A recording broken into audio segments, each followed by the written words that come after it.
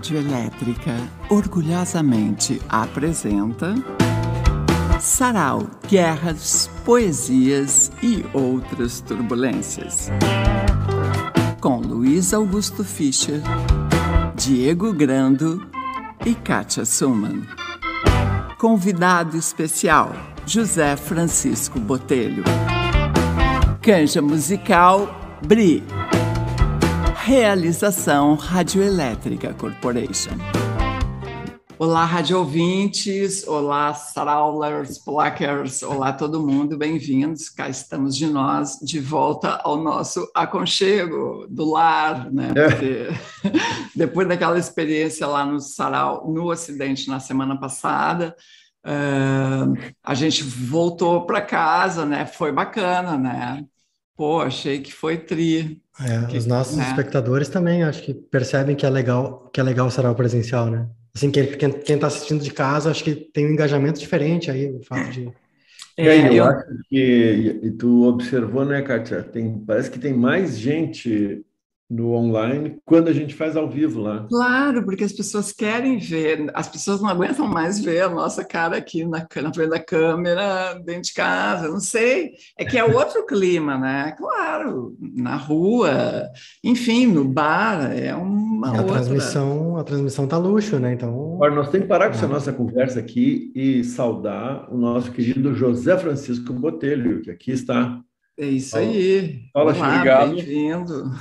Obrigado. Não, eu estava concordando com vocês aqui, porque acho que faz umas 2 semanas eu tive o meu primeiro evento literário presencial desde o início da pandemia, né? Que foi consegui lançar um livro aí presencialmente, e o engraçado foi que eu cheguei ali, eu não sabia muito bem o que fazer, mas... A gente não sabe. Eu tava desacostumado já, aí eu fiquei olhando para os lados, assim, tá, né? Começou a chegar gente, eu não sabia o que fazer, eu não sabia mais falar assim com as pessoas. Tive essa sensação. É engraçado, né? Nós tivemos, eu também, fiquei toda... A gente meio que tem que reaprender, né, esse troço aí de... Não, aí no início isso era um lançamento de livro, né? Aí eu cheguei e eu comecei a sentir uma coisa estranha, assim, não, eu não sei mais fazer isso. Daí eu peguei um amigo meu e falei, não, vamos tomar uma cerveja antes de começar isso aqui, porque eu não vou conseguir fazer sóbrio. Assim, totalmente sóbrio. Não quer dizer que eu queria cair de bêbado, mas só tomar uma cerveja. Aí a gente foi num lado, eu tomei uma cerveja, voltei, aí tá. Aí reaprendi a andar de bicicleta daí, mas foi uma coisa meio estranha. Então tu reaprendeu a beber, é isso?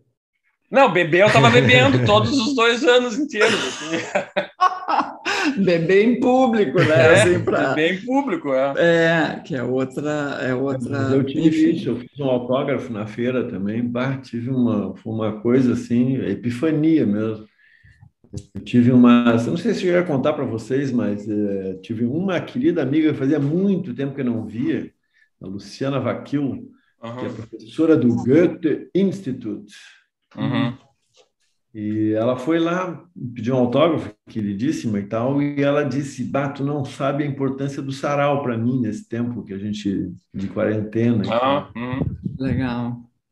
Nossa, muita gente fala isso, eu acho muito legal isso, fico bem feliz, quer dizer, nós todos, né, obviamente, ficamos, porque, eu não sei para vocês, mas para mim, pessoalmente, foi muito importante ter continuado, entendeu, porque... É o que eu ia dizer.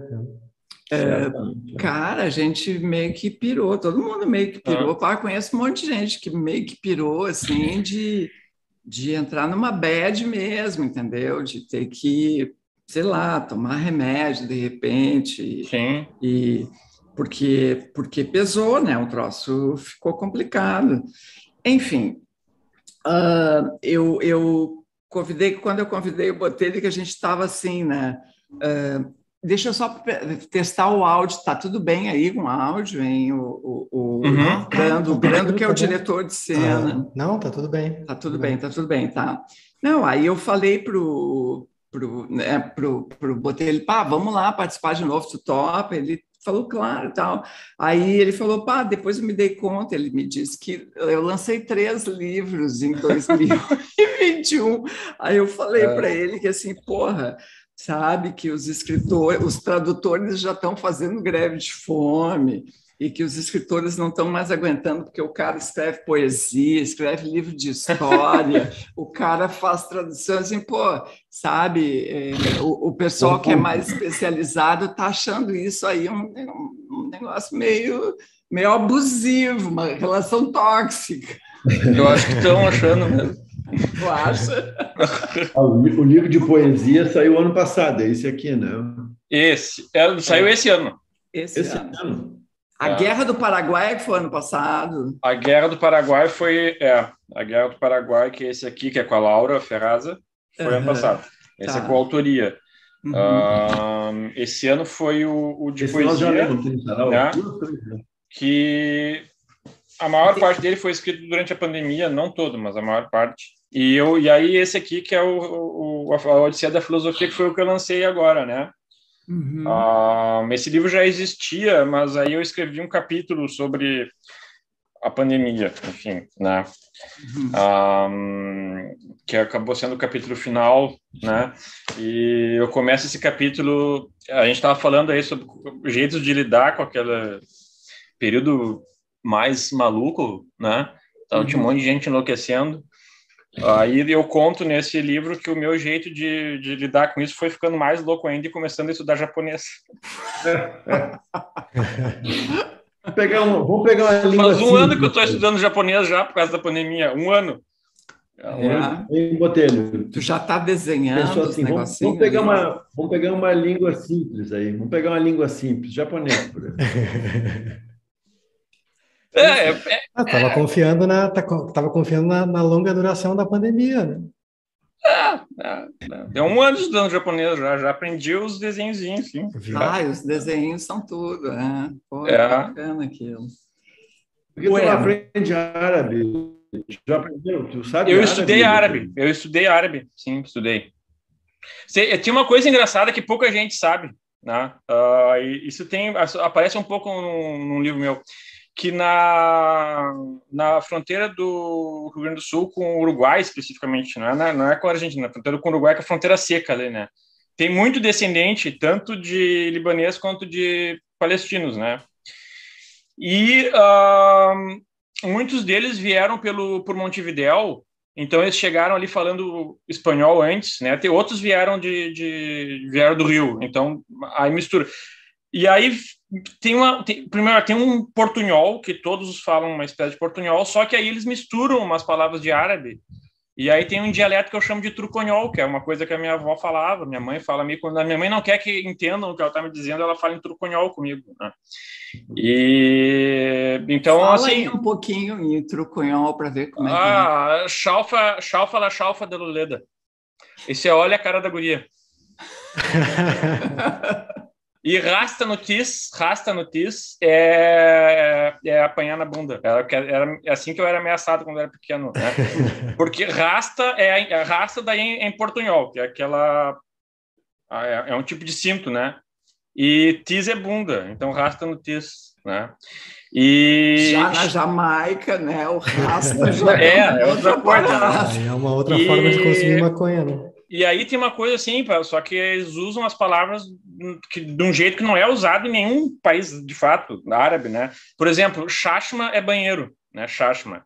Só que na família da minha mãe, com os anos, eles adquiriram a mania de chamar pessoas chatas de chashma. Lá vem o chashma. Então, quando a minha mãe quer me dizer que é uma pessoa chata e que tá vindo, ela diz, lá vem o chashma lá. Sabe?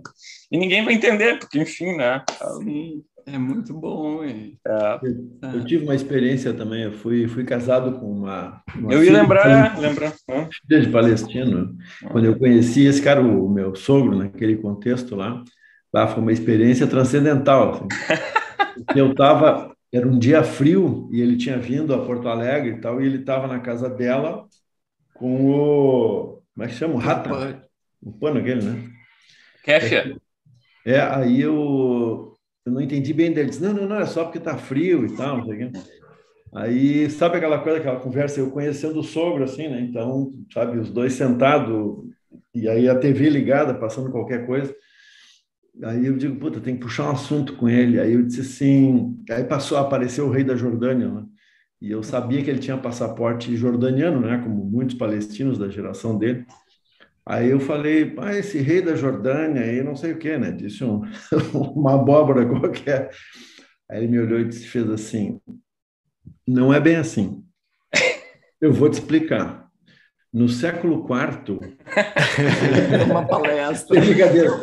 E aí ele veio vindo, assim, entendeu? Em 3 minutos ele veio do século IV àquele e aos parentes dele, entendeu? Agora, um pacotão, assim. Mas realmente é um negócio que é outra referência, né? Assim, tu pensa, sei lá, Brasil, 500 anos. 500 anos é ontem, né? É ontem, é verdade. Não aprendi nenhuma palavra de árabe, mas... Eu cheguei a aprender, assim, aí depois eu quis estudar a sério, né? Aí eu estudei por um tempo a sério, só que depois eu parei de estudar e voltou tudo pro turconhol daí. Então aí eu vou ficar no turconhol agora. Agora turconhol e estudando japonês. Bom, então, assim, antes da gente começar as leituras, queria, né, agradecer as pessoas que colaboraram e têm colaborado, especialmente na semana passada, que a gente fez aquele esforço de reportagem para conseguir uma transmissão bacana. Teve um problema ali no começo, mas estava ligado mais à questão da internet do que uma questão técnica. Inclusive, eu vou postar o começo que faltou agora ali no YouTube. Então, a gente tem aquele famoso Pix, que é o cat@radioelétrica.com, tem a conta do Banco do Brasil, que aparece por aqui, e qualquer colaboração é bem-vinda. Tá, o nosso tema, então, ficou guerras... não sei se é no singular ou no plural, que eu não fiz o texto ainda, mas acho que é no plural. Guerras, poesias e outras truculências. É isso, professor? Exatamente. Tudo por causa do Zé Botelho, né? Vamos lá, então. Vai lá, professor. O Botelho, é o seguinte, o livro de poesia... Chico ou é Zé? É confuso, eu não sei. Eu prefiro Chico, mas cada um chama de um jeito e eu não interfiro daí. Laissez-faire. Tá bom. O negócio é que o Botelho lançou esse livro de poesia, E Tu Serás um Ermo Novamente, que é um livro cheio de voltinha, assim, cheio de um emaranhado. Então, eu não vou me arriscar muito, eu vou ler o primeiro poema, que esse eu entendo bem. Porque esse aqui... eu já contei essa história aqui uma vez, né, quando o Botelho veio aqui outra vez. Eu só encontrei uma pessoa, por acaso, em Paris, o José Francisco Botelho. Nós dois nos encontramos sem querer é verdade. Na frente do Hotel de Ville, assim, por nada. Hotel de Ville, tá. Passando por lá, ele estava lá parado, esperando não sei o que, uma coisa complexa qualquer. Esse poema aqui, Katia Suma, se chama... É um poema hard. Se chama Quando Eu Morrer. Quando Eu Morrer. Ele diz assim: os deuses dão a sombra e a luz. A sombra brilha e o coração da luz esconde um claro escuro. O mal vive no bem. Não há remédio, filha. Tu chorarás por mim nas noites do futuro. O que nos cabe aqui é a triste maravilha. Nada é somente suave, ou acre, ou doce, ou bruto. Tudo fere, e eu também vou te ferir. Ó filha, tu chorarás por mim nas noites do futuro. Mas é a nossa missão cair nessa armadilha, e o que passou persiste em seu estado puro. Não vou morrer quando eu morrer, pois, minha filha, tu chorarás por mim nas noites do futuro. Muito bom. Poema lindo e cruel esse, José Francisco Botelho. Puta que te pariu, que coisa louca.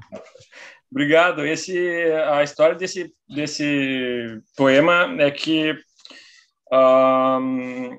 eu queria escrever um poema em que tivesse um refrão, né? Que é o verso "Tu chorarás por mim nas noites do futuro", que aparece no final de cada estrofe. Só que eu queria que mudasse de sentido, né? Sem mudar nada no verso, né? Mas eu queria que o sentido dele no fim fosse emocionalmente diferente do sentido dele no início, né? E aquele vocativo ali para filha está sempre na véspera do último verso, sempre ali, né? Isso, exatamente. Então, uma vez eu estava assim, eu queria fazer um poema assim, mas eu não sabia como que seria, né? E um dia eu estava no ônibus indo para URGS, né? Porque eu moro na Oswaldo Aranha e eu pego o ônibus na frente de casa, é o D43, né? E é uma meia hora, mais ou menos, até Urgs, então eu fico sentado no fundão, assim, viajando, né, na cabeça, tal. E às vezes acontece alguma coisa ali nesse caminho, né? E aí um dia me veio esse verso aí, tu chorarás por mim nas noites do futuro, porque ele é um alexandrino, né? Tu chorarás por mim nas noites do futuro. Né? E aí veio o Minha Filha, né? Minha filha, tu chorarás por mim nas noites do futuro. Então aí eu resolvi usar esse verso, né? E aí o verso anterior tinha que acabar com filha. Como o último verso, né, ia repetir sempre, então todas as 3 estrofes têm que ter as mesmas rimas, né? Então é sempre ilha e uro, né? Em todo o... Por isso que é um poema curto, né? A primeira estrofe é brilha com filha e claro escuro com futuro. Depois é maravilha com filha e bruto com futuro. Uma rima. Aí é uma rima toante, né? Isso. Depois armadilha, minha filha, estado puro e futuro. E nessa noite aí, quer dizer, não, nesse dia que esse verso... Isso ainda tem que dizer que o Chico tem uma filha. Sim, exatamente. Então na noite anterior, ela tinha acordado chorando, né? E aí um dia, eu pensei assim, um dia, daqui a muito tempo, né? Daqui a muito tempo, fatalmente acontecerá de que a minha filha vai chorar numa noite e eu não vou poder fazer nada, porque eu não vou mais estar entre os vivos, né? E aí me veio esse verso um tempo depois, quando eu estava no ônibus. E aí eu resolvi usar esse verso, e aí só que eu fiz ele mudar de sentido, né? Porque no início o sentido é mais negativo e aí ele acaba virando um sentido positivo, assim, que será? O cara já vem aqui, cara, é o seguinte, com o Chico a gente tem o poema e a exegese do poema. Isso. Tá, e a tua filha, o que a tua filha achou do poema? Eu não deixei ela ler. Ela não tem idade para ler isso ainda. Ela não tem idade. Quando chegou o livro aqui, eu falei, tem um poema para ti aqui. Daí eu parei e pensei, melhor não. Aí ela falou, lê para mim. Daí eu peguei, abri outro aleatório, mais alegrinho, e li, não, esse aqui é para ti e tal. Então tá. Tem a história que o Guimarães Rosa ele escondia os livros das filhas, né? Ele deixava lá no alto das estantes, depois ele ia descendo à medida que elas iam crescendo. Esse aí eu vou deixar no alto um pouco por um tempo. Eu acho. Deixa lá para os 15, 16 anos. Quando eu morrer, né? Vai lá então, Botelho. Talvez ler uma letra do Iron Maiden aí. Sabe, assim, quando tu falasse ali tema guerra, eu pensei, é por causa da Guerra do Paraguai, né? Mas aí eu comecei a pensar, mas eu escrevo muito sobre guerra, todos os meus livros têm alguma coisa a ver com guerra. Aí eu comecei a catar, eu encontrei em todos eles. Eu comecei a pensar, eu sou um cara, eu tenho problemas, né? Eu preciso me tratar, porque todos os meus livros tem gente morrendo, tem desgraça acontecendo, caramba, tá? Aí eu peguei aqui agora, primeiro, eu vou falar desse outro livro aqui, que é o Cavalos de Cronos. Tá com uma etiquetinha aqui, porque estava numa livraria. Cavalos de Cronos é o nome de um conto. Aí eu parei e me dei conta, não, mas esse conto inteiro é passado numa guerra, né? Embora é uma guerra que não tenha nome, né? Mas é assim, é uma guerra, assim, é uma das muitas guerras do Rio Grande do Sul, só que não tem nome. Não explica que guerra é, né? E...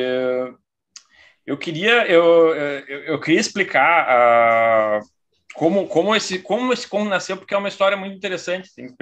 Às vezes as pessoas perguntam de onde é que vêm as ideias para um poema, para uma história. Depois de um tempo eu comecei a anotar, sabe? Para não esquecer. Né? E esse conto nasceu assim... Muito tempo atrás eu estava em Bagé conversando com um cara chamado Heron Vaz Matos, que é um cara que escreve música, folclorista, né? E ele conversando no meio de uma conversa sobre outro assunto, ele me disse, tu sabe que antigamente se acreditava, ali naquela região, que para os cavalos o tempo passa ao contrário? Eu falei, como assim? Eu falei, para os cavalos o tempo passa ao contrário. Daí ele me explicou, e tem a ver com guerra, né? Porque num acampamento de guerra, quando o cavalo começa a ficar nervoso, né, os caras sabem que vai acontecer alguma coisa, vai acontecer um ataque, alguma coisa assim, então eles prestam muita atenção nos cavalos. Aí, como é que o cavalo sabe? O Heron me falou. Diziam que é porque o cavalo vê o que vai acontecer antes que aconteça, né? E eu me lembrei vários trechos da literatura onde de fato acontece isso. Tem muito em filme, né? O cavalo tá nervoso e tal. E aí eu lembrei, tem um livro chamado The Once and Future King, né? Do T.H. White, que é sobre o rei Arthur, e nesse livro o Merlin, ele vê o tempo para ele corre ao contrário, né? As coisas acontecem ao contrário para ele. Então eu me lembro, fiquei, mas o cavalo, o tempo passa ao contrário para o cavalo. E aí eu pensei, eu vou escrever um conto sobre isso. Mas eu fiquei muito tempo pensando como usar essa ideia, né? E não conseguia chegar porque às vezes o conto a gente fica um ano pensando, né? Mas eu já fiquei mais de um ano pensando num conto, até achar o cimento, né, que vai fazer o conto funcionar. E aí eu lembro que um dia, eu acho que era até aqui em Porto Alegre, eu estava na Redenção, às vezes tem uns guardas ali a cavalo, né? E aí tinha o cara dava parada a cavalo e o cavalo me olhando. E tem uns cavalos que tem um olhar meio triste de vez em quando, né? E esse cavalo tinha um olhar triste. E aí eu, naquela hora, pensei, se essa história do Heron for verdade, esse cavalo, ele tá me olhando agora, ele sabe a hora da minha morte. Talvez eu vá morrer daqui a pouco, ele não pode fazer nada. Ele só pode ficar olhando, e é por isso que ele tá com essa cara triste aí. E aí, deu o estalo, né? E aí eu descobri qual a história que eu queria escrever. Então, a história é assim, é a história do conto que dá nome ao livro, né? Tem 3 rapazes numa clareira, numa floresta, com um cavalo amarrado, né? E aí eu conto o que eles estão conversando, etc. e tal, e o cavalo tá ali com aquela cara triste olhando. O que está acontecendo na cabeça do cavalo? Ele sabe o que vai acontecer, né? Ele sabe que pelo menos 2 deles vão morrer dali a pouco tempo, quando o sol nascer, a clareira vai ser invadida pelos inimigos, e 2 deles vão morrer, né? E o cavalo sabe, por isso que ele está olhando, né? E aí eu escrevi esse conto. Eu vou ler o início dele daí, que é onde eu explico essa lenda sobre os cavalos. Claro, eu desenvolvi, né? E a epígrafe que eu uso é um livro que eu acho que esse livro nunca foi traduzido no Brasil. Se chama La Guerra Gaúcha, do Leopoldo Lugones. Sus caballos lhe antecipavam secretos de guerra. Os seus cavalos lhe antecipavam segredos de guerra. Quer dizer, de fato, essa ideia existia mesmo, né? De que o cavalo conseguia enxergar o futuro e antecipava o que ia acontecer, né? Então, aí eu resolvi começar, às vezes, quando eu vou fazer uma história que é muito local, a minha ideia é tirar um pouco do local e dar uma universalizada. Então, eu começo falando do Santo Agostinho, né? Então, o início ficou assim: é coisa sabida desde priscas eras que para os cavalos o tempo corre ao contrário. Ou talvez devêssemos dizer que os cavalos percebem o tempo em seu curso real, enquanto nós, humanos confusos, olhamos sempre para o lado errado. Pois, se não me engano, Santo Agostinho é quem escreveu: o rio tempo nasce no futuro e se precipita no passado. O presente é o seu caudal. A alma humana tem os olhos fixos na direção da foz, fitando o tempo a jusante. Só conseguimos enxergar o que a correnteza já levou, as horas que se escoam feito escombros para nunca mais voltar. Vemos apenas o que se afasta de nós, não o que se aproxima. O inverso disso é o que acontece com os cavalos.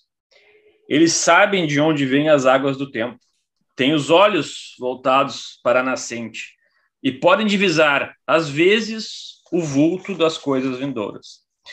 Em outras palavras, os cavalos, dependendo do dia e do estado de espírito, conseguem prever o futuro. Eu me dei conta, quando eu comecei a escrever, que esse negócio do tempo correr ao contrário está no Santo Agostinho, né? Porque tem uma...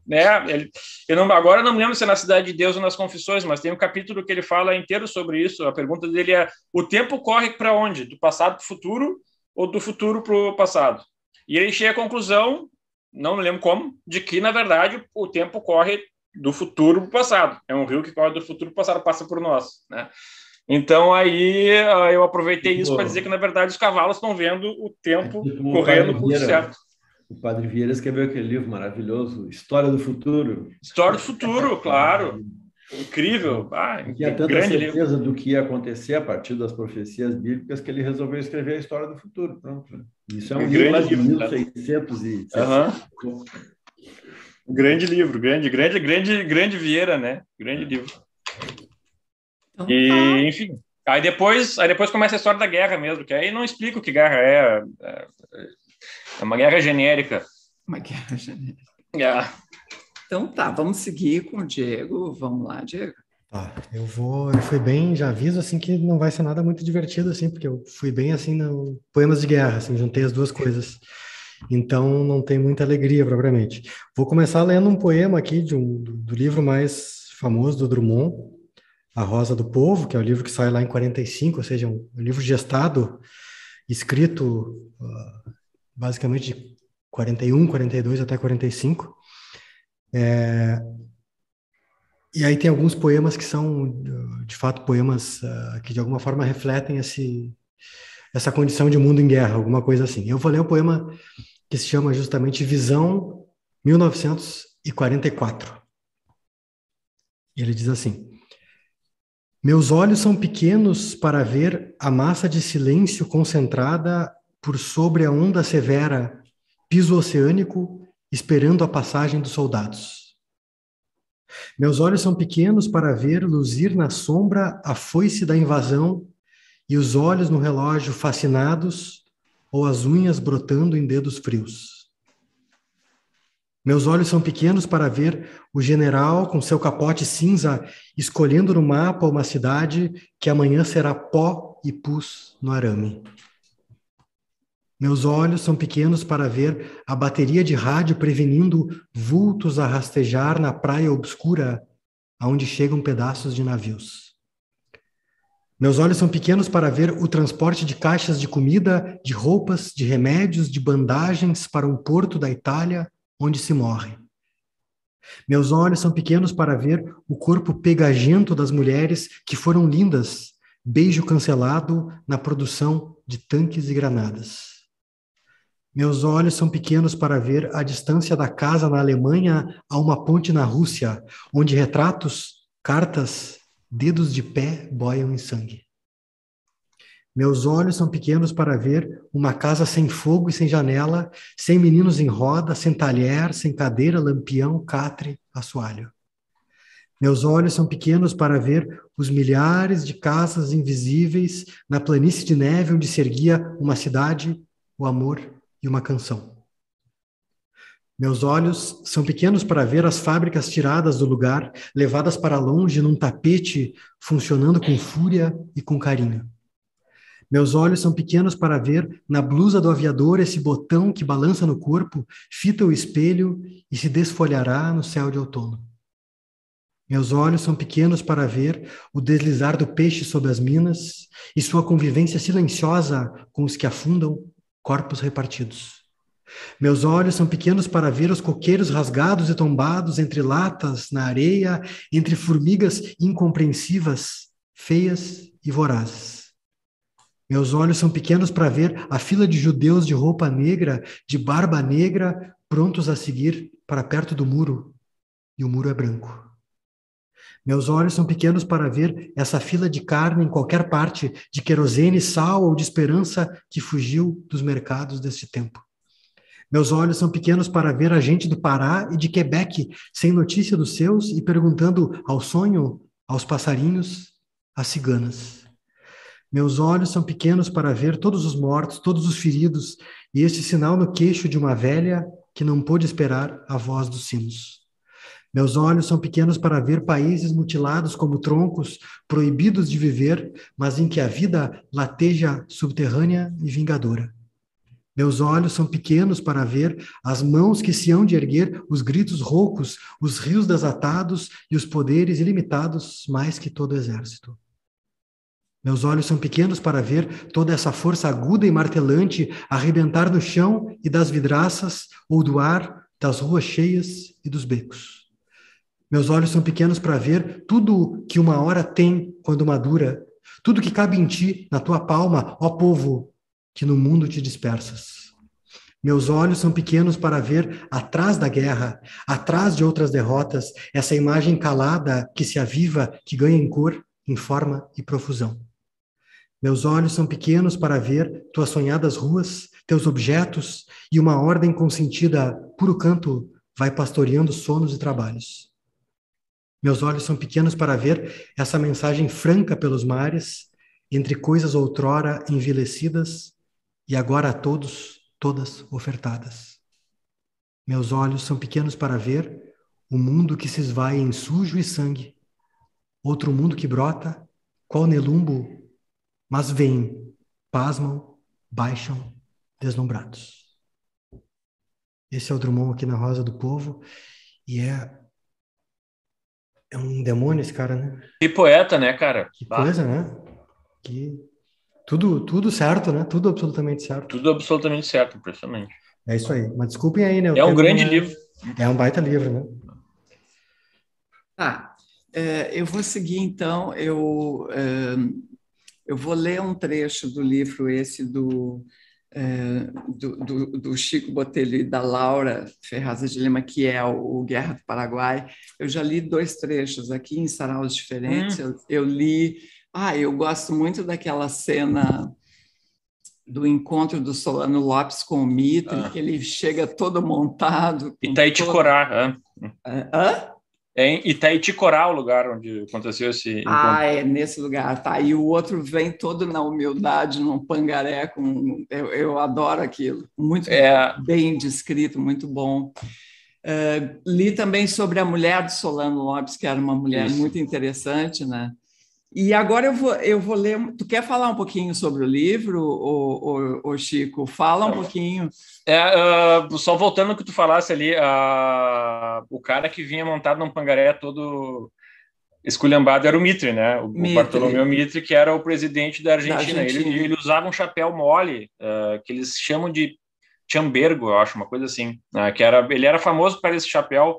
E quando ele morreu, eles colocaram no caixão, né? Ele foi enterrado com... Quer dizer, o caixão desfilou para o Buenos Aires com o chapéu em cima.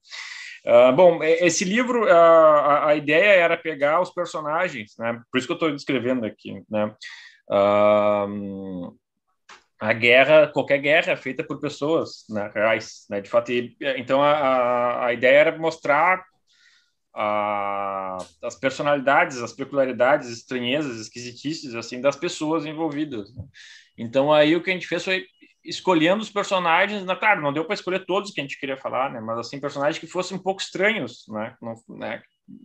O Mitre era um deles, porque eu não sei se você sabe, esse cara traduziu a Divina Comédia. Pois é. Eu não sabia dessa. Tu falou ali, eu acho que tu fala. Eu falo no livro, ele traduziu a Divina Comédia e ele se dava muito com o Dom Pedro II por causa disso, porque o Dom Pedro também traduziu uns pedaços das Mil e Uma Noites, não sei o quê, e eles se trocavam, se não me engano, ele mandou a Divina Comédia pro Dom Pedro, né? E, inicialmente, eu acho que eu conto isso no livro, a primeira relação dele com o Solano Lopes foi amigável, porque como ele era tradutor e se interessava muito por línguas, né? Quando ele encontrou o Solano Lopes, ele começou a fazer um monte de perguntas sobre o Guarani, a língua Guarani, e o Solano Lopes falava o Guarani. Então, eles tiveram uma conversa amigável assim, no primeiro encontro. Né? Agora que eu entendi, Botelho, tu tá estudando esse monte de língua porque tu quer ser um Dom Pedro II, é isso? Não, eu acho, sinceramente, eu acho que eu quer desenvolver uma carreira de imperador, é isso? Mas, até que eu queria, mas não tinha me ocorrido. Agora que tu falasse... Faz um império lá em Bagé, lá, tio. Declara a independência lá do... Vou ler um trechinho, então, aqui, desses que eu acho muito saborosos do livro, e eu ressalto aqui que, bom, eu não sou uma pessoa, eu não tenho o menor interesse por guerra nenhuma, nunca li coisa sobre guerra, mas esse relato é muito interessante, porque ele vai exatamente no detalhe, né? na coisa ali de buscar personagens e o jeito da coisa acontecer. Então, vou ler um trechinho que tem o título de A Vida nas Trincheiras. A única coisa insuportável é que nada é insuportável, teria dito certa vez o poeta francês Arthur Rimbaud. Aos poucos, os soldados brasileiros iam se tornando insensíveis ao horror das trincheiras. Adormeciam ao som das granadas e já não se impressionavam quando um tiro de morteiro rasgava a barraca e furava os travesseiros. Habituaram-se à variada sonoridade das balas. Algumas pareciam soltar gemidos humanos, outras imitar miados, gorjeios de pássaros ou súbitas chibatadas. Algumas eram roucas e pesadas, outras finas e velozes. Todos os tipos matavam. E a própria morte já lhes parecia um destino indiferente. Muitos haviam perdido qualquer esperança de voltar para casa e acreditavam que ficariam ali para sempre entre os banhados e os matagais. A familiaridade com a morte os levava a bravuras tresloucadas, o que às vezes resultava em cenas cômicas no meio da matança. Relata Joaquim Pimentel que, certa vez, 4 soldados pediram licença para jogar cartas. Achando que seria uma crueldade lhes negar esse passatempo, o capitão assentiu. Os 4 abriram uma manta de lã sobre a relva e se puseram a jogar com um baralho velho e encebado. Um sentinela paraguaio, no alto de um mangrulho, sei lá o que é mangrulho, mas é um troço que fica em cima, do alto de um mangrulho, avistou o grupo e começou a disparar. As balas zuniam sobre a cabeça dos brasileiros, mas nenhum se mexeu. Acreditava-se que dava má sorte mudar de lugar durante o jogo. De repente, um disparo estraçalhou a carta nas mãos de um dos jogadores, sem lhe acertar os dedos. O dono do baralho, furioso, ergueu-se de um salto, trepou no alto da trincheira e berrou a plenos pulmões. Canalhas do diabo, não veem que aqui tem gente? Vários tiros simultâneos responderam ao xingamento, mas o brasileiro desceu incólume. Não há mais jogo, disse. Não temos mais baralho. Muito boa a cena, né? Então, esse é o livro do Botelho com a Laura. É um trabalho de pesquisa muito bacana e com toda uma crocância e malemolência. Até para quem não se interessa pelo assunto, vale a pena ler. A ideia era exatamente que eu escrever um livro sobre guerra para quem não gosta de guerra. Assim. Então, pegar a sorte nossa é que nessa guerra tinha muita gente que escrevia bem. Então, tem muitos relatos bem escritos. Toda essa descrição que eu faço dos barulhos as balas. Isso aí de fato tem numa... Claro, não é com essas palavras, né?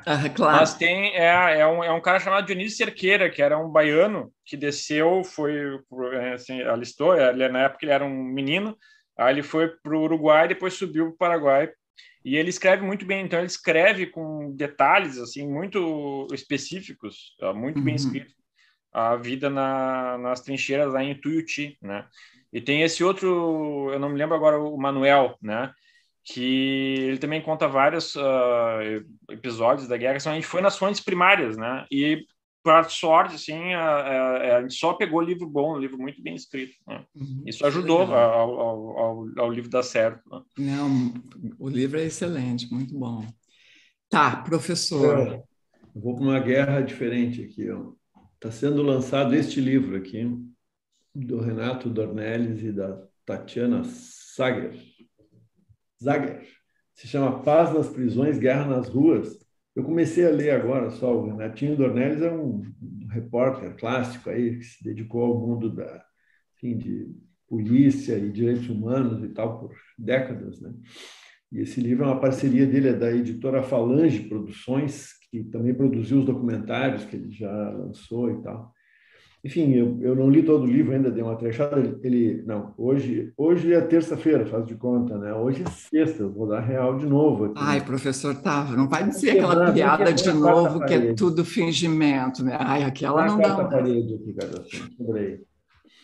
Não, o livro foi lançado, se hoje é terça, o livro foi lançado Trasontonte. Não, e aí ele tem um capítulo aqui que é uma lista de vocabulário usado na cadeia. Acho que é no Central, aqui em Porto Alegre. E aí tem coisas inesperadas. Tem algumas não tanto, assim, por exemplo, barranco, quer dizer espera. Tudo bem, né? O cara está no barranco, está esperando. Boi, local onde se fazem as necessidades fisiológicas. Cabeça de lata é o preso que assume a responsabilidade por algo que ele não fez. É tipo laranja, né? Caído é o preso que não tem nada e não recebe visitas. Chuva, policiais nas redes. Quando tem os policiais nas redes que ficam entre os pavilhões e tal, né? Coelhinho, aquele que tem relações sexuais muito rápidas. Tem um aqui que é muito cruel e triste. Cofre é o preso que carrega objetos como drogas e celulares no ânus, em dias de revista geral, ou para transportar de um ponto ao outro do presídio. E assim vai, né? Tem, sei lá, ensacolar, delação mentirosa. Tem umas mais óbvias, tipo farinha é cocaína. Lavador de louça é o caguete, alcaguete, o delator. E um que eu não entendi, mas deve ter a ver com a marca, é Quick. Quick é o café da manhã. Deve ser por causa Sim. daquele Nesquik. Né? Eu entendo, Quick. Isso aqui eu aproveitei o mote da guerra, né? Porque o nome do livro é Paz nas Prisões, Guerra nas Ruas, e ele conta isso. Ó, ele começa com o Melara, aquele famoso Melara, sabe? E mostra como a partir dali tu tem a formação desses grupos, quadrilhas e tal, super organizados dentro dos presídios, fora dos presídios, que, enfim, guerreiam por domínio de pontos e essa coisa toda, né? É um negócio que para nós, em geral, é meio mundo paralelo, né? A gente só conhece isso, assim, a gente olha e uma coisa está acontecendo meio lá longe, né? Mas é isso, um baita livro do Renatinho e da Tatiana. Legal.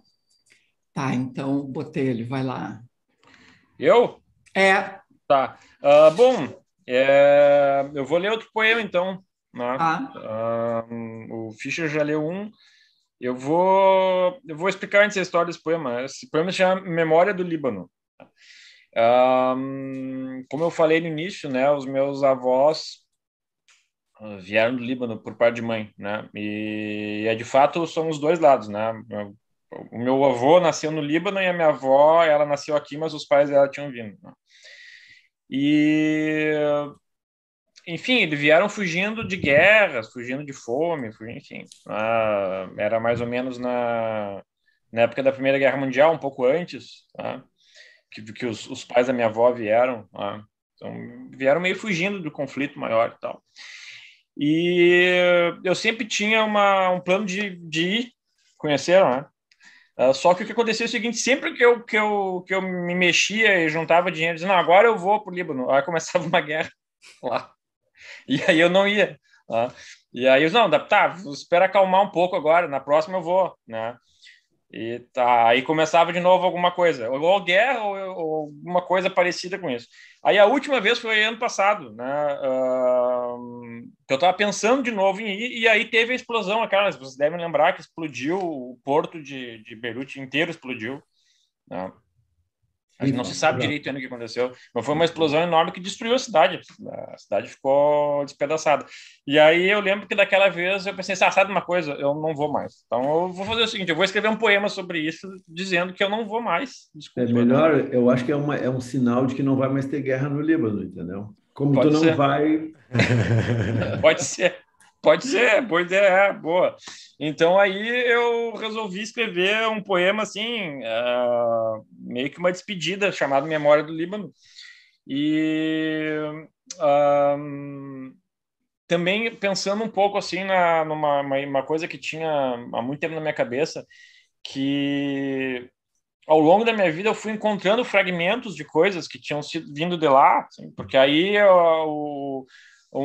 a minha bisavó deu para minha avó, mas aí minha avó perdeu, aí daqui a pouco a minha mãe achou e tal, né? Sempre, daqui a pouco aparece uma pedra que eu não sei como é que apareceu, e essa pedra aqui, mãe, não, essa pedra aí é de Baalbek, tá, sabe? Da minha vida inteira, fragmentos de coisas, assim, pedaços de narguilé, uma cruz, que depois descobri que essa cruz vem de Belém, né? Que a família da minha avó originariamente era de Belém, na verdade, não era do Líbano. Enfim, então eu fiz um poema pensando nessa ideia do estilhaço, né? Que parece que é uma coisa que... um estilhaçamento que vem de muito tempo, até que explodiu o porto lá e agora não vou mais. E a ideia é de que, de certa forma, eu sou um estilhaço também, dessa série de estilhaçamentos, né? E lembrando que isso é pela parte da minha mãe, né? Da família da minha mãe. Então nasceu esse poema aqui, que é um poema que eu gosto bastante desse livro. Memória do Líbano. Esse povo desfeito em estilhaços, cada estilhaço um solitário povo, cada mulher um Gênesis, cada homem um Êxodo, em cada lar uma guerrena, em cada sala um sol suspenso para o combate de Josué. Esse combate que não cessa, essa batalha sob a tarde intransponível, cujo horizonte fuge para sempre num sobressalto estático e vermelho, contra o vulto de um rei aberto em cruz, por um desígnio misterioso do Senhor. Sim, esse povo feito de estilhaços, cada estilhaço um povo desterrado, em cada coração tristonho a Babilônia, os lábios ressequidos de maná, o povo em cujo ser verbera ainda o golpe com que Gilgamesh fendeu o crânio de Kumbaba, o pai dos cedros. Um povo de fragmentos de muralha, dançando sob os cascos de Bucéfalo. Um povo estraçalhado de profetas, atormentado pelo paraíso. Um povo de eremitas condenados a carregar seu claustro pelo mundo, sonhando com a neve da montanha, que não se liga à terra pela terra, mas pelo anel das nuvens e miragens que os pés humanos buscam, mas não cruzam. Desse povo em destroços, recolhi meu pó. Sou estilhaço desses estilhaços, eu próprio uma nação, um povo só.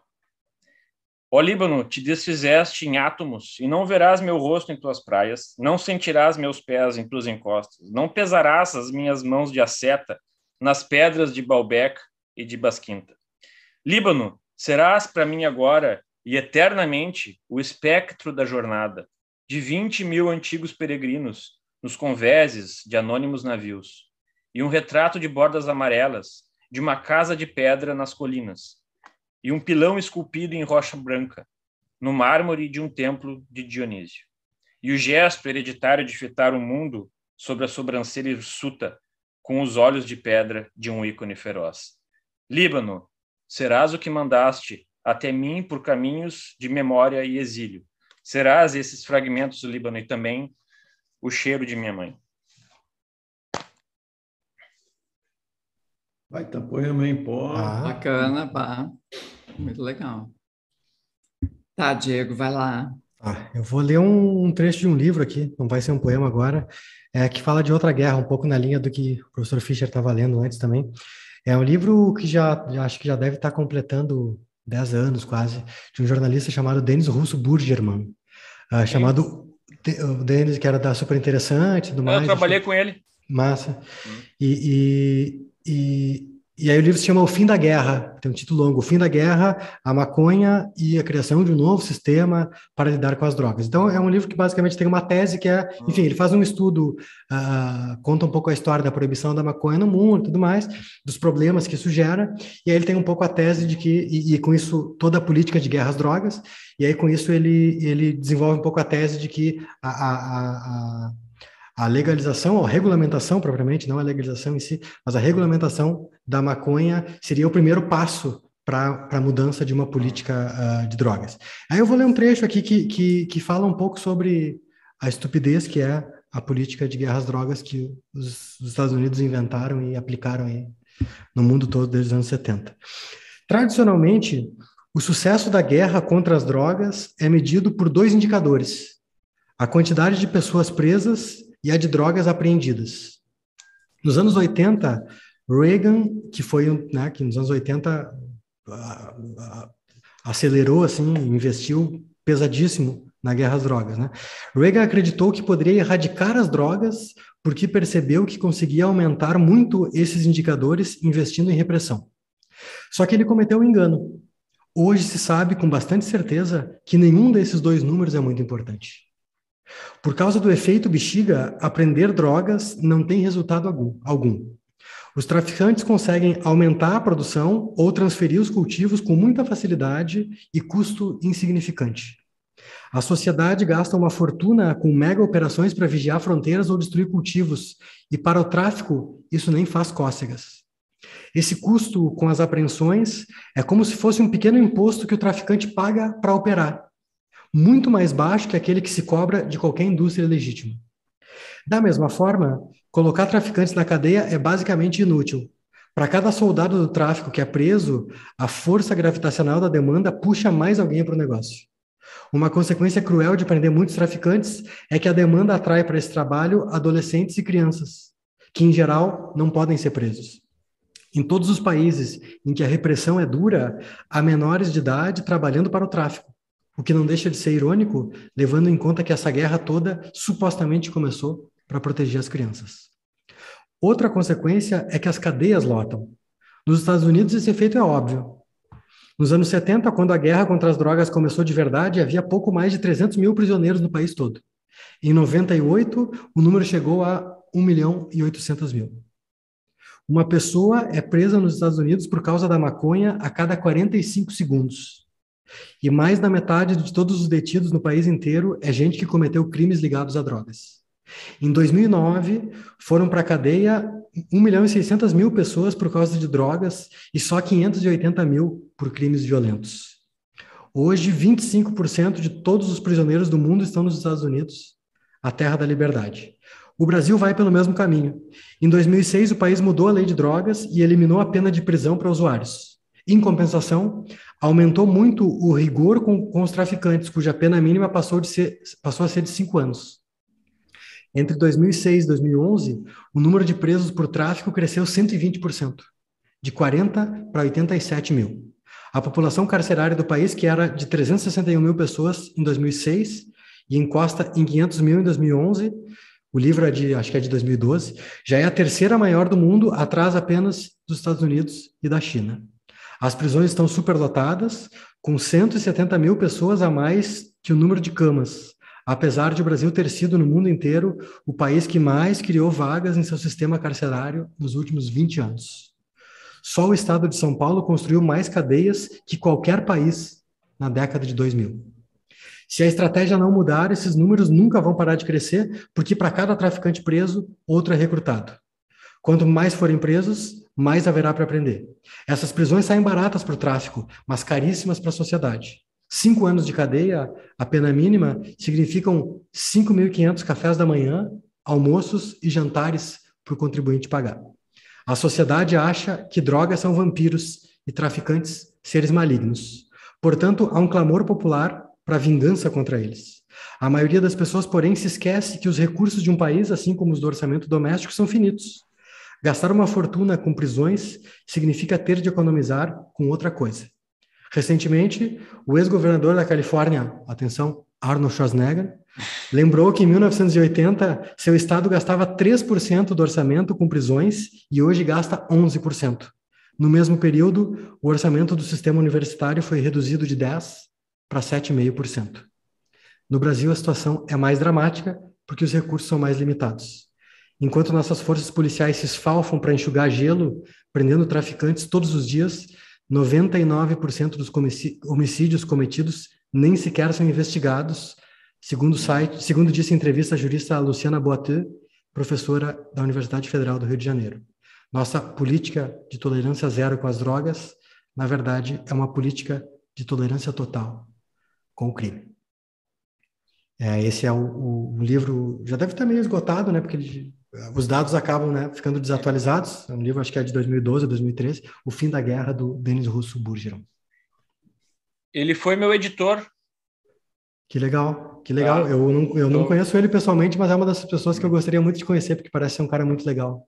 Ele editou várias matérias minhas quando eu quando eu escrevia para a imprensa. Sim. Microfone mutado. O microfone. Onde é que está o Denis agora? Eu nunca mais ouvi. Ele estava no Nexo, mas já faz algum tempo também. Eu não sei se ele continua lá, mas ele estava no Nexo. Mesmo, eu acho que está ainda, sim. Tá. Poema. Tá, eu vou de poema, então eu vou ler um poema da Angélica Freitas, desse livro Canções de Atormentar.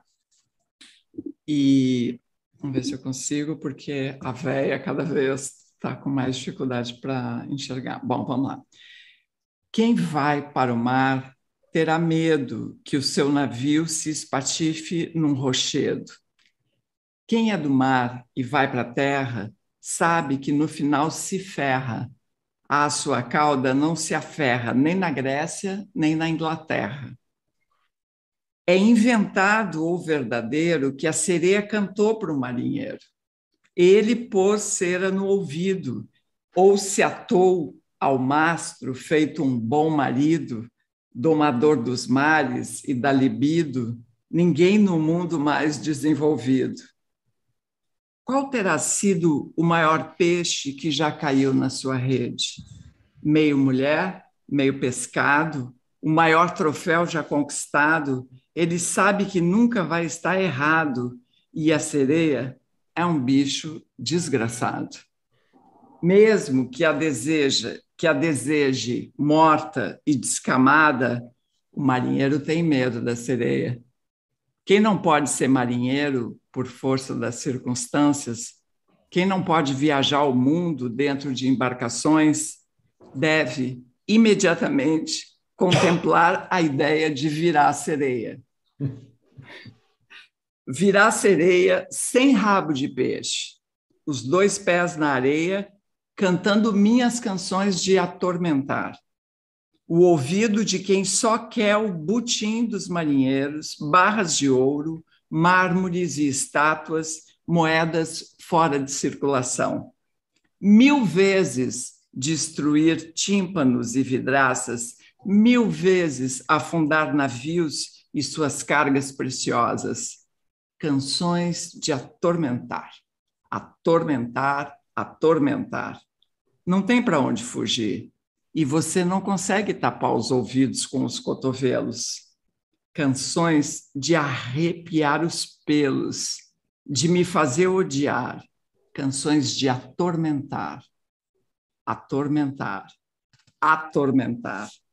Toma aqui um espelho para você se ver. Você é tão bonita. Um colar de contas para você usar. Você é tão bonita. Você canta tão bem. Você deveria cantar profissionalmente. Tem uns amigos, vou te apresentar. Você é tão bonita. Há um repertório que você vai adorar profissionalmente. Uns lugares bacanas, aonde eu vou te levar. Você é tão bonita. Cheiro de peixe não nos apetece, meu amor. Incidentalmente, você vai ter que cobrir esse rabo, sim, senhora. Você é tão bonita. Fama, fortuna e todo o meu apoio, profissionalmente. Ah, se eu fosse uma sereia, teria mais o que fazer do que ficar cantando para eles, do que tentar seduzi-los. Nem assoviaria. Não ao ver caravelas passar, em seu mar plano, seu mundo quadrado, no máximo um espirro, no máximo um bocejo. Lá vão eles, atarefados, pilhando tudo, matando todos, a serviço do rei, do estômago, a serviço do senhor Pinto. Nem assoviaria, não, ao ver caravelas passar em seu mar plano, seu mundo quadrado, no máximo um espirro, no máximo um bocejo. Os filhos dos marinheiros que temiam os monstros marinhos vão bem, obrigados, todos engravatados. Tem automóveis, jatos, tem helicópteros, queimam combustíveis, fazem todas as porcarias possíveis. Mandam no país, mandam no teu nariz, e nunca tiram férias de nos impor misérias. Com a graça de Netuno ou não, todos eles aí estão, os filhos, os netos, os bisnetos dos marinheiros. Aí, então, Angélica Freitas, Canções de Atormentar, enquanto o polaco tripudiou, sapateou e jogou meu apontador no chão. Apontador, E claro, sujou tudo, ficou com a tampinha. Enfim, tá. Professor, vai lá. Vamos lá ou vamos? Pô, que legal esse poema da Angélica. Vocês não acharam legal? Muito bom, Pô, ninguém falou nada aqui. Plateia mais desanimada, que coisa. Ele é meio, tem aquele efeito procurante, assim, né? Ele sai de um assunto para outro e tal, quando tu vê, mas daí tu tá de volta no final, né? Aí tu tá de volta, ele te conduz assim, mas ele vai por... Mas eu achei a parte mais bacana, eu achei aquela parte bem humorada lá do rabo da sereia, aquela sessão ali, eu achei muito boa. Eu gostei daquela coisa assim, tu canta muito bem, eu vou te apresentar umas pessoas aí, profissionalmente. A Angélica sabe dessas misturas, né? Para mim parou aqui. Opa. Parou? Pra gente tá tudo bem aqui. Pra gente tá tudo bem. Não, agora voltou ao normal. Então tá ótimo. Então tá, eu vou dar um mute aqui, porque o polaco tá tocando. O professor vai.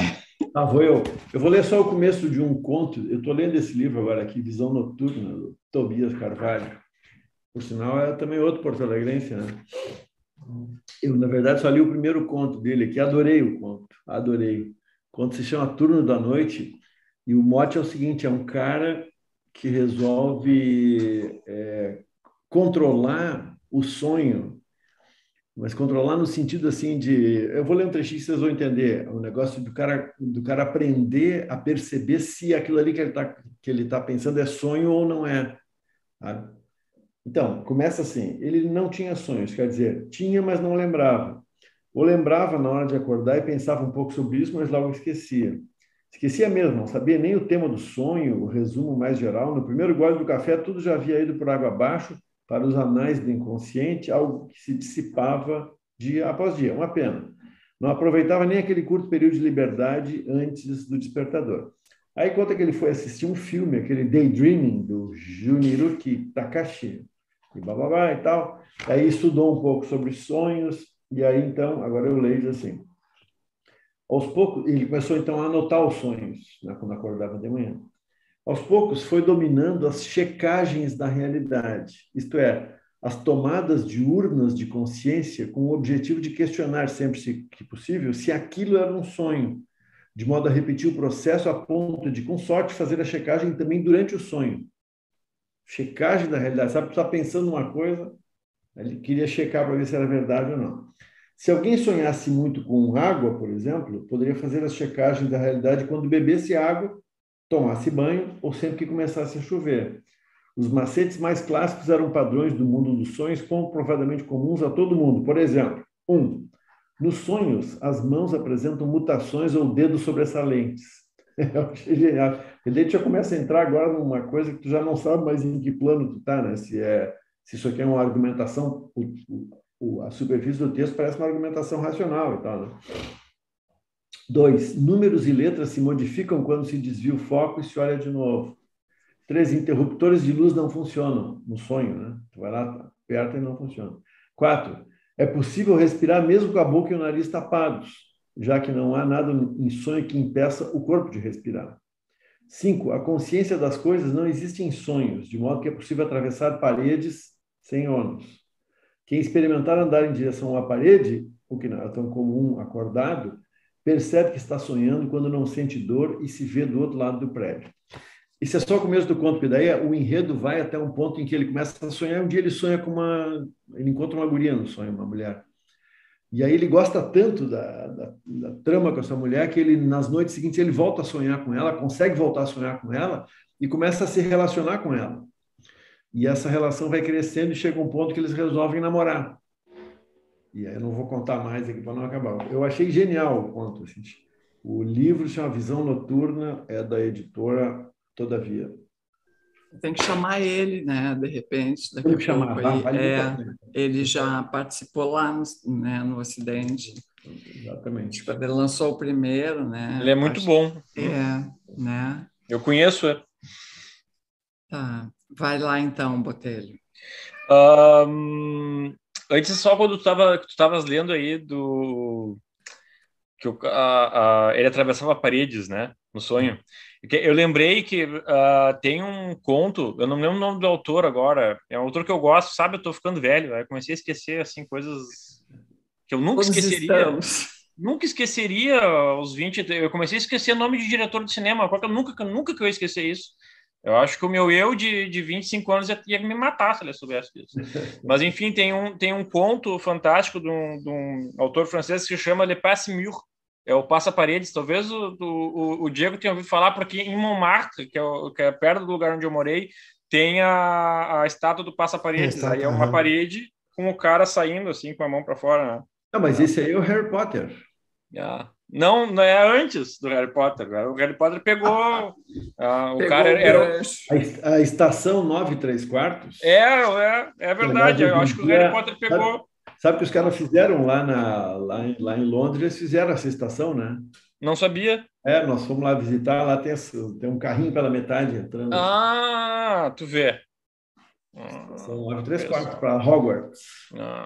Bom, o poema que eu vou ler aqui, eu peguei... Oi. Marcel Aimé. Marcel Aimé, isso aí. Eu tenho esse livro aqui. E ele era um cara que morava ali em Montmartre. Então, tem várias coisas sobre a obra dele espalhada pelo bairro. Ele está enterrado ali num dos dois cemitérios de Montmartre. Ali.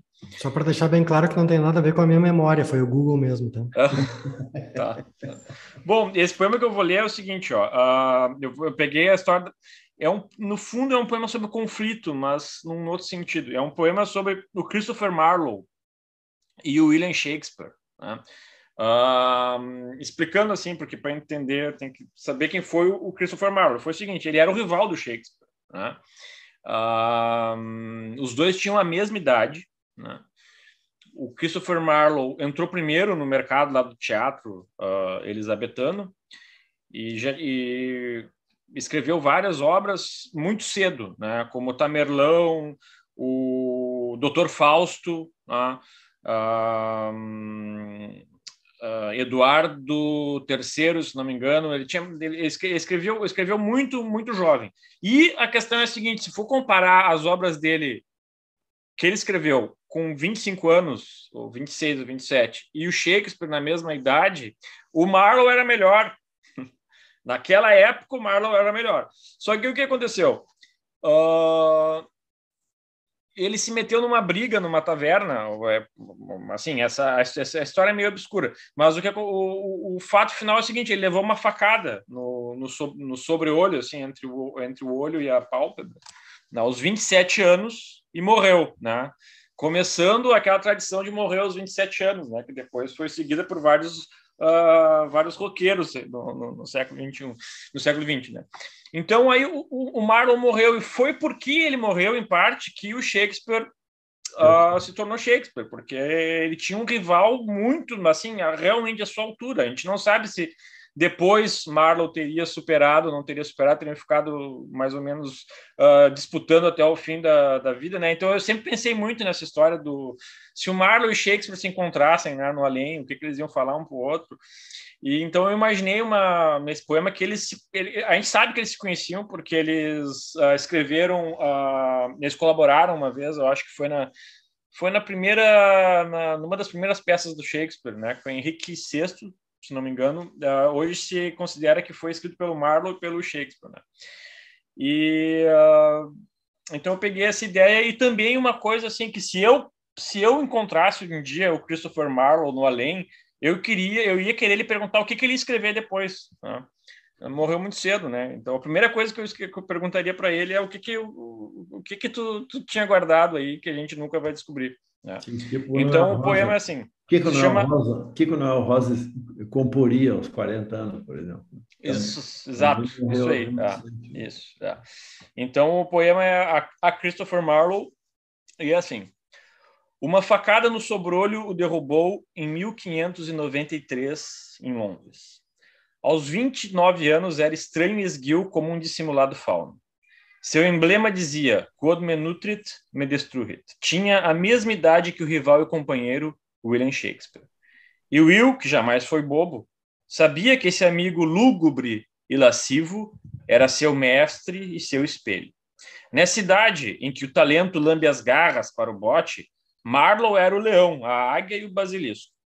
Já escrevera Tamerlão, Dr. Fausto, o Massacre, Eduardo e o Judeu. E William ainda estava afiando a pena.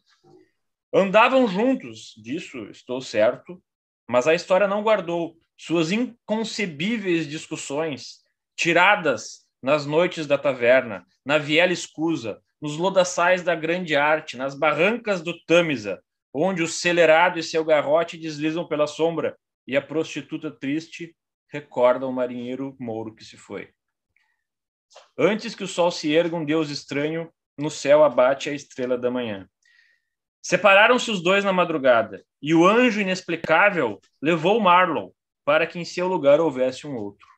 E o sol nasceu vermelho nas ruelas, oblíqua luz na sanguinária sombra. Não fosse por aquela briga na bodega, o que terias feito, Marlowe? Quantos versos terias semeado? Quais vilões tremendos, em uma procissão fantástica e ruinosa, terias libertado no estupor do mundo? Em tua mente, quais segredos espreitavam? Quando, no golpe de um momento, te arrojaste pela imprecisa e obscura margem desta vida? E para onde foram teus espectros, Marlowe? Teus barcos, faces, deuses, monstros? Onde estão? Um dia, noutra margem, me dirás, irmão. Tudo bem. Linda homenagem. Então, eu tô meio... O polaco tá meio agitado aqui Eu hoje. também tô com 2 gatos me acossando aqui pelos dois Não, lados. pô, Deve o ser cara isso, tá deve ser bem essa louco, comunicação. assim, tá, ele... Enfim, eu queria me tirar da cadeira aqui. Bom, tá. É que deve ser que nem os cavalos enxergam ao contrário, os gatos sabem quando tem outro gato que não está no enquadramento ali, mas eles Ele sente se o ligam. Tá, vai, Diego. Tá, eu vou ler um poema aqui, ele não fala diretamente de guerra, mas eu acho que ele alude, se não é uma guerra específica, acho que é um mundo em guerra, um mundo turbulento, de uma poeta norte-americana chamada Adrienne Rich, que está nesse livro aqui, Que Tempos São Estes, que saiu pela editora Jabuticaba. É um poema datado de 91, então os Estados Unidos nesse momento ali estão envolvidos com a Guerra do Golfo e tudo mais, mas não tem nenhuma alusão direta, embora ela tenha escrito, tenha na obra dela poemas que fizessem menção direta à Guerra do Golfo. Enfim, acho que é um poema simplesmente sobre esses tempos.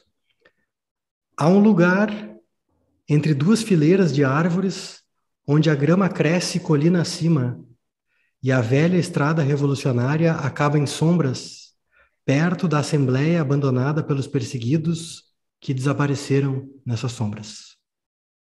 Caminhei por lá, colhendo cogumelos no limite do temor.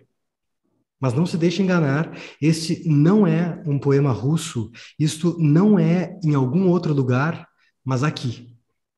Nosso país aproximando-se da sua própria verdade e temor, da sua própria maneira de fazer pessoas desaparecerem. Eu não vou dizer onde fica esse lugar, a trama escura da floresta encontrando o feixe de luz não assinalado. Encruzilhadas possuídas por fantasmas, paraíso em decomposição. Eu já sei quem quer comprá-lo, vendê-lo, fazer com que desapareça. E eu não lhe direi onde fica. Então, por que eu lhe conto essa e outras coisas? Porque você ainda me escuta. Porque em tempos como estes, para você me escutar ao menos um pouco, é preciso falar das árvores. Esses são os que tempos são estes, da Adrienne Rich. Legal. Tá, eu vou sair um pouco, porque eu só fui na guerra e na poesia, agora eu vou na turbulência. Não li ainda esse livro aqui, estou lendo ainda, Luxúria, de uma mulher chamada Raven Leilani. Ela é uma negra norte-americana, ela tem 30 anos, professor. 31 anos, nasceu em 1991. Uma idade inverossímil. O livro super premiado, é o primeiro romance dela, foi indicado para isso, aquilo outro, finalista disso, daquilo, né? Eleito um dos melhores livros do ano pelo New York Times, The Guardian, Los Angeles Times, blá, blá, blá. Ela já tinha publicado na Granta e vários outros contos, né? É o primeiro romance. Então, vou ler. É uma prosa deliciosa. Eu que sou leitora amadora e que gosto de me envolver e entrar na onda, eu adorei. Estou adorando. Começa assim. Da primeira vez que transamos, ambos estávamos de roupa. Não, aqui eu acho engraçado que é o tempo verbal. É assim, ó, da primeira vez que transamos, ambos estamos de roupa, sentados diante das nossas mesas em horário comercial, mergulhados na luz azul da tela dos computadores. Ele está em Uptown, Manhattan, processando um novo lote de microfichas e eu estou em Downtown, batendo as emendas de um novo livro sobre um labrador detetive. Ela trabalha numa editora de livros infantis. Ele me conta o que comeu no almoço e pergunta se consigo tirar a calcinha na minha baia sem ninguém perceber. As mensagens que ele me manda têm pontuação impecável. Ele tem um carinho especial por palavras como sabor e revelar. O campo de texto vazio oferece inúmeras possibilidades. É óbvio que tenho medo de o pessoal da TI entrar no meu computador pelo acesso remoto ou de o histórico do navegador acabar me rendendo mais uma conversa séria com o RH. Mas é que o risco... Ponto. O frisson de um terceiro par de olhos ocultos, a possibilidade de alguém da empresa, em pleno otimismo, pós-almoço, dar de cara com essas mensagens e ver a ternura com que eu e Eric construímos esse universo íntimo. Na primeira mensagem, ele comenta que meu perfil tem alguns erros de digitação e me conta que o casamento dele é aberto. Suas fotos são desprendidas e espontâneas, uma meio pixelada dele dormindo na areia, outra tirada por trás enquanto faz a barba. É esta última que mexe comigo. O azulejo sujo e o desfoque delicado do vapor. O rosto sério no espelho em concentração silenciosa. Eu salvo a foto no meu celular para olhar depois no metrô. Mulheres espiam por cima do meu ombro e sorriem, e eu deixo acreditarem que ele é meu. Fora isso, não tive muito sucesso com os homens. Não se trata de autocomiseração, são apenas fatos. Eis um fato, tenho peitos ótimos, que inclusive entortaram a minha coluna. Mas fatos, o meu salário é muito baixo. Tenho dificuldade para fazer amigos e os homens perdem o interesse por mim quando abro a boca. No começo, tudo sempre vai bem. Depois eu falo da minha torção ovariana ou do valor do meu aluguel de um jeito explícito demais. Eric é diferente. 2 semanas depois de começarmos a conversar, ele me conta do câncer que destruiu metade da sua família materna. Ele me conta de uma tia que ele amava e que fazia poções com pelo de raposa e cânhamo. Que ela foi enterrada com uma boneca de palha de milho que tinha feito inspirada em si própria. Apesar disso, ele descreve com um tom carinhoso a casa onde cresceu, as terras agrícolas que pipocam por lá, os piscos de papo amarelo e os cisnes pequenos que apareciam no quintal da casa dele procurando alpiste. Quando falo da minha infância, só falo da parte boa. A fita VHS de O Mundo das Spice Girls, que ganhei no meu aniversário de 5 anos, a Barbie, que derreti no micro-ondas quando não tinha ninguém em casa. O contexto da minha infância, as boy bands, os lanches industrializados no recreio, o impeachment de Bill Clinton, só serve para realçar o abismo geracional entre nós. Disso não há dúvida. Eric não gosta muito de falar da própria idade e da minha, e faz um esforço considerável para lidar com a diferença de 23 anos. Ele me segue no Instagram e deixa comentários verborrágicos nos meus posts, uma mistura de gírias de internet que ninguém usa mais, com observações sinceras sobre a forma como a luz bate no meu rosto. Em comparação às cantadas incompreensíveis dos homens mais novos, é um alívio. Adorei. Legal isso aí, hein? Muito bom, né? Luxúria. Muito baita bom. Prosa, hein? E, e vai ficando cada vez melhor. Muito bom. Tá. Era Ilson? Alguém quer mais comentar alguma coisa? Dar o recado aquele na finaleira aqui também, né? Vai do nosso lá. Pix. Katia@radioelétrica.com, né? Tem os dados da conta do Banco do Brasil também que aparecem na tela e depois ficam na descrição ali. Vocês sabem para que é, né? Para ajudar a manter aqui o funcionamento do sarau e tudo mais. A gente está com essa também de fazer nesse período, agora sabe-se lá até quando, fazer um sarau por mês presencial, naquele esquema presencial com transmissão online. Isso tudo também envolve um custo meio danado, assim. Então, quem puder contribuir a título de ingresso, a título de qualquer coisa, o Pix tá aí, katia@radioelétrica.com. É isso aí. E a gente gosta de pagar também o cachê dos músicos, né? Porque esse negócio de tocar de graça é lindo, mas não é bem assim que funciona. Vamos agradecer para o José Francisco Botelho, grande figura. Isso, Zé, Chico, Botelho. Lançando vários livros ao mesmo tempo. É uma loucura. O Pedro Gonzaga disse que não está mais aguentando esse negócio. Eu ia dizer que tem mais 2 semanas aí de 2021, de repente sai mais um nessa Ia sair outro. Não cheguei longe. Só que eu achei melhor deixar para o ano que vem. Tá. Então tá. Queridos, obrigada, então. Valeu a todo mundo aí que participou, que assistiu e que está com a gente. A gente vai ter uma canja agora do Fabrício Gamboge. O Fabrício, ele adotou o nome de Bri, ele é guitarrista da Jingle Bells e está numa carreira só, né? Já lançou um disco, acho que em 2019, lançou um EP agora. A Martha Schmidt, que me deu o contato dele, ela disse que ele fez o songbook do Vitor Ramil, com as partituras e tal, eu não sabia que tinha sido ele. Então, o Fabrício Gamboge, ou Bri, é a nossa canja especial desse sarau de hoje. Uma boa canja aí para todo mundo, a gente se fala na semana que vem.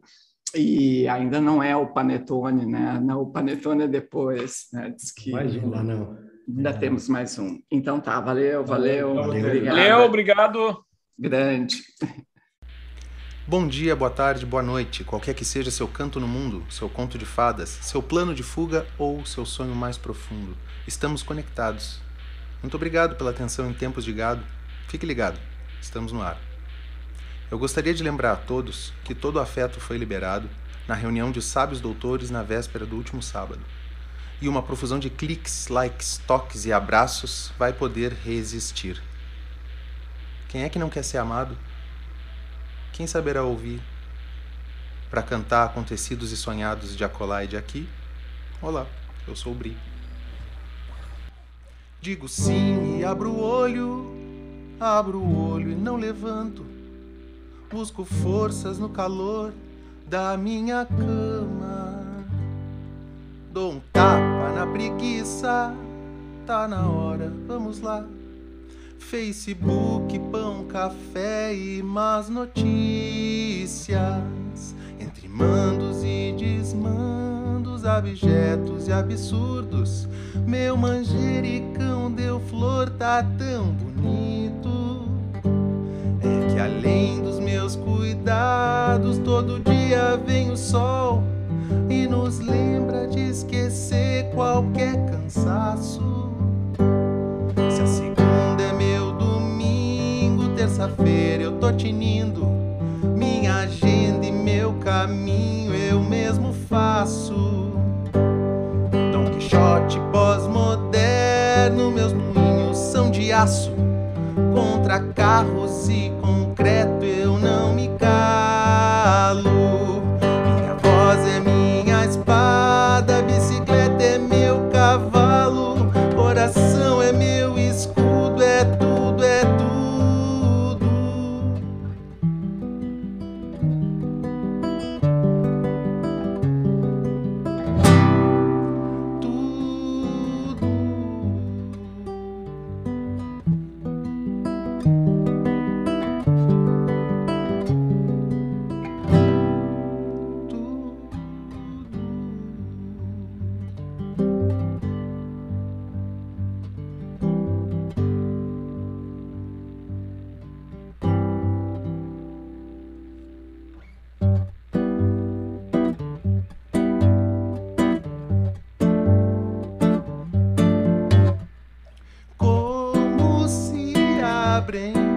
As cortinas do dia com cafés ou espadas, com razão ou risadas. Como se abrem as janelas da alma, com azuis, com palavras ou vontades guardadas. Pisa leve, entender, deslizar.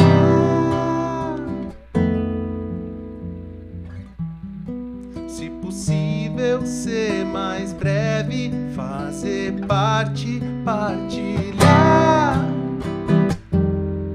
e sorrir.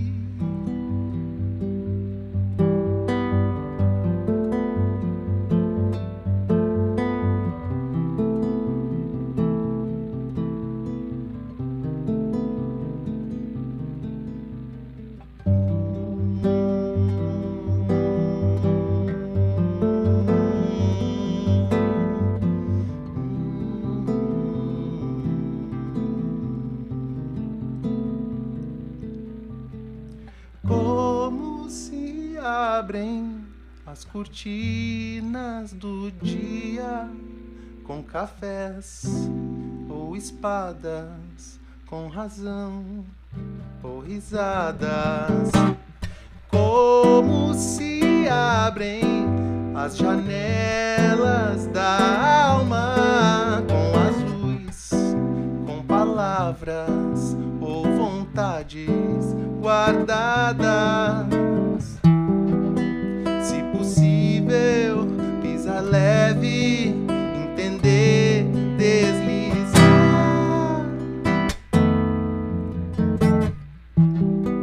Se possível, ser mais breve, fazer parte, partilhar e sorrir.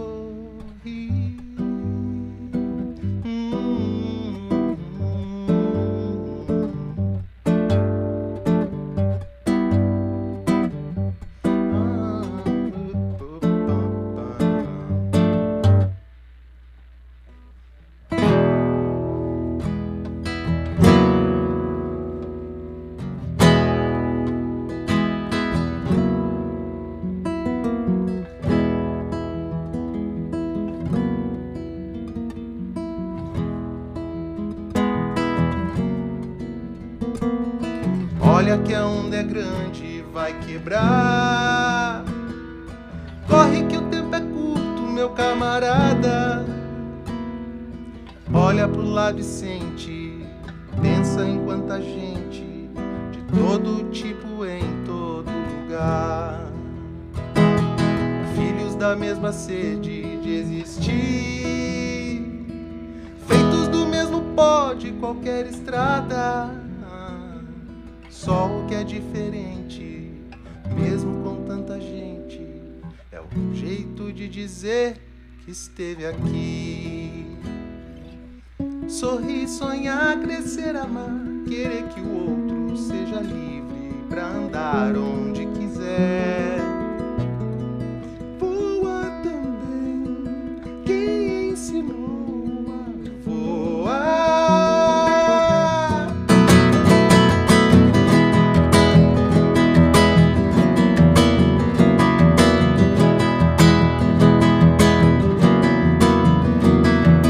Olha que a onda é grande, vai quebrar.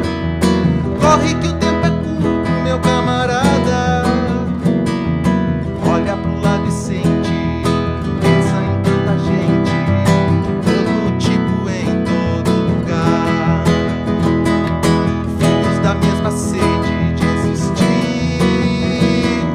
feitos do mesmo pó de qualquer estrada. Só o que é diferente, mesmo com tanta gente, é o jeito de dizer que esteve aqui. Sorrir, sonhar, crescer, amar, querer que o outro seja livre pra andar onde quiser. Voa também, que ensinou a voar.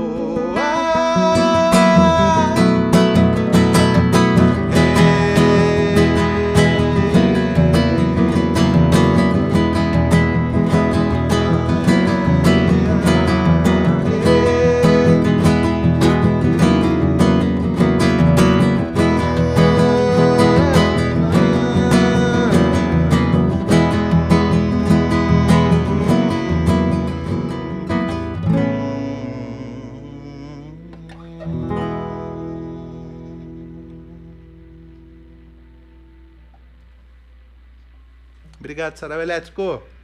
Beijo, saudade.